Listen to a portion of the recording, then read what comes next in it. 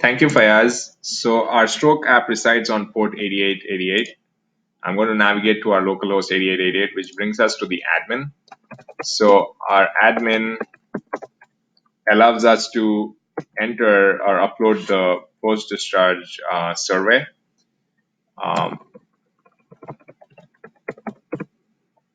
so as you see, we already have a questionnaire which can be deleted, and I can upload a questionnaire again. So this is the functionality for the admin. This questionnaire is used by the survey admins to create responses for the follow-up. And we plan to extend the functionality of the admin to support multiple questionnaire files as well as manage survey admins and destinations for their patients. So once we have the survey uploaded, a server administrator can log in to see which patients they need to survey and actually perform the survey. We have created some survey admins assigned to different post-discharge facilities. So we're going to log in as Nurse Jane, which brings us to the home screen.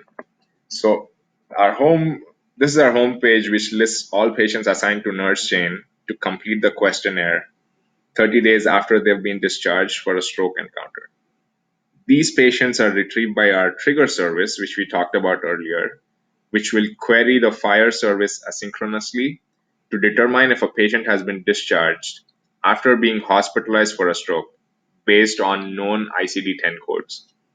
After retrieval, they are loaded into our applications database, which is where we are retrieving all this data for the UI.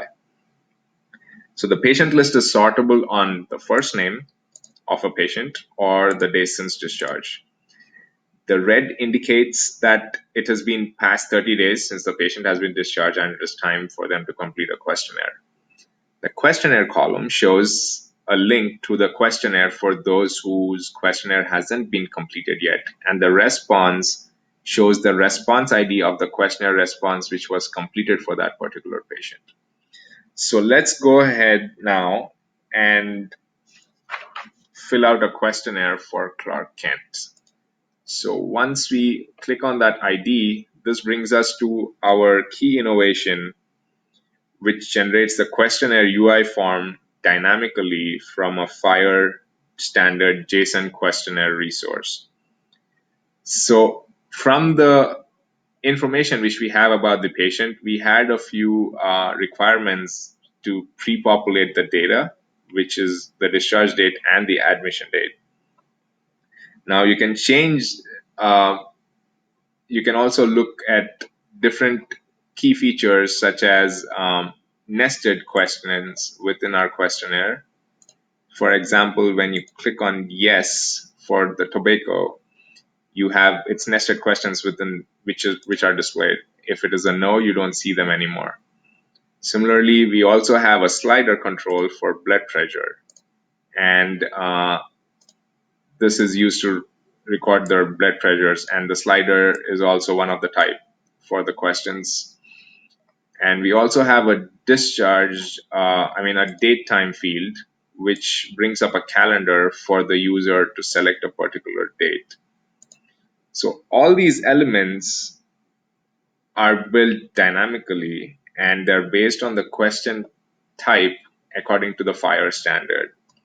So when we say dynamic, we mean that you can change the base questionnaire following the FHIR standard and upload it to the app without having to rebuild the application, and the app will render that JSON file and bring up a new questionnaire form for you.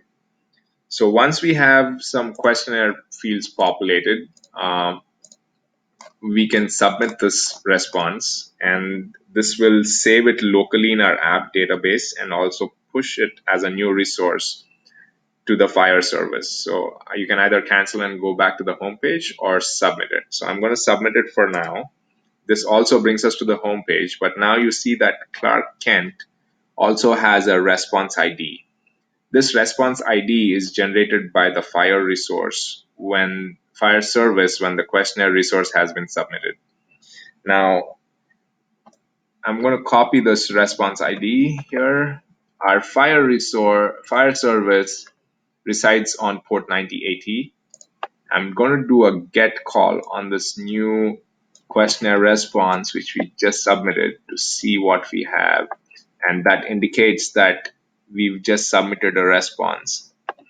So we have the capability of pushing data to Fire also.